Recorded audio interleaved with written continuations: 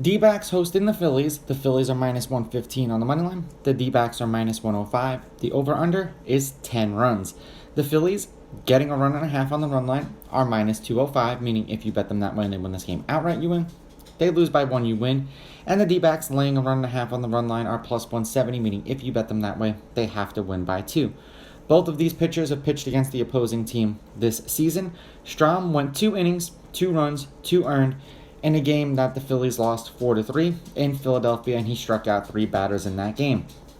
Henry went 5 2/3, 2 runs, 2 earned. They won that game 6-3 in Philadelphia, and he struck out 5 in that game. The Phillies are 1-1 in the games in which Strahm has started. He's averaging 2 innings pitched and 2 strikeouts per game in those games. And the D-backs are 6-2 as a team in Henry's 8 starts. He's averaging 5 innings pitched and 3 strikeouts per game in those games. Head-to-head, the home team is 6-4.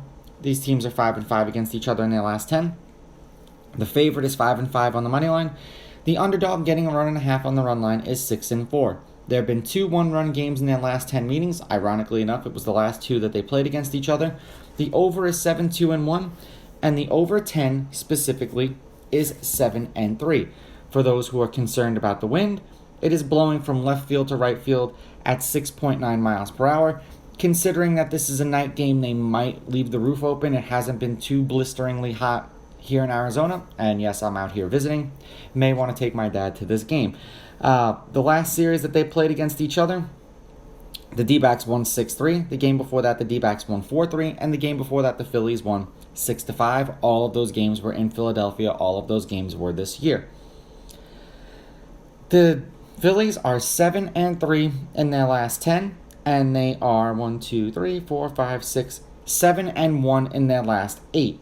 5 runs, 9 runs, 9 runs, and 10 runs. 3 runs and a win, 5 runs and a win, shutout and a loss, and 7 runs and a win. They did this against the Tigers and the Dodgers, so at least one team wasn't complete trash. For the D-backs, they've won their last 5 games that they've played, and they are 8-2 in their last 10. So both of these teams are coming in hot. 8 runs, 17 runs, 5 runs, and 12 runs. 6 runs and a win, 11 runs and a win, 5 runs and a win, 7 runs and a win. This more so I don't even want to say is like a catch-22, because both teams are hot, and it's just which pitcher is kind of pitching better. They've both almost pitched the identical amount of innings. So this is going to be one of these games where I'm going to do something, and I'm going to hedge my bets. I'm going to take the D-backs with the money line. I'm going to take the Phillies getting the runs, and I'm going to go over in this game and say that whatever happens, happens because the bullpen screws up later on in the game. These are just my picks. If you disagree, please go with your gut, and please bet responsibly.